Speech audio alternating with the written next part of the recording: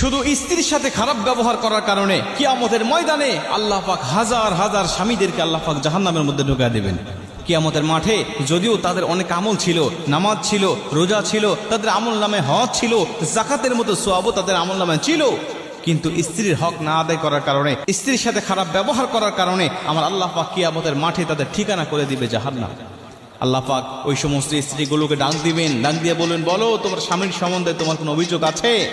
স্ত্রী ডাক দিয়ে বলবে, এ আল্লাহ, হ্যাঁ, আমার স্বামী আমার হকগুলো আদায় করে নাই, আমার স্বামী আমার হক আদায় করে নাই, সে আমার উপরে জুলুম করেছে, নির্যাতন করেছে, সে আমার হকগুলো আদায় করে নাই। আমার আল্লাহ বলবে, তুমি কি তাকে ক্ষমা করবে?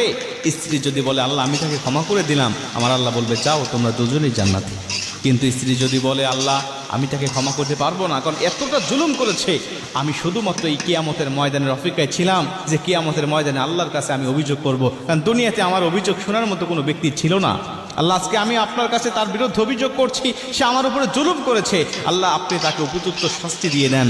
আমার আল্লাহ পাক তখন ওই স্বামীকে ঠেকিয়ে দিবেন, বলবেন, না, তোমার জন্য জান্নাত যাওয়া যাবে না, তোমার জন্য জাহান্নাম ওয়াজিব হয়ে গেছে, কারণ তুমি বান্দার হক নষ্ট করেছো, তুমি তোমার স্ত্রীর হক নষ্ট করেছো। তোমার স্ত্রী ক্ষমা করবে না যতক্ষণ তোমাকে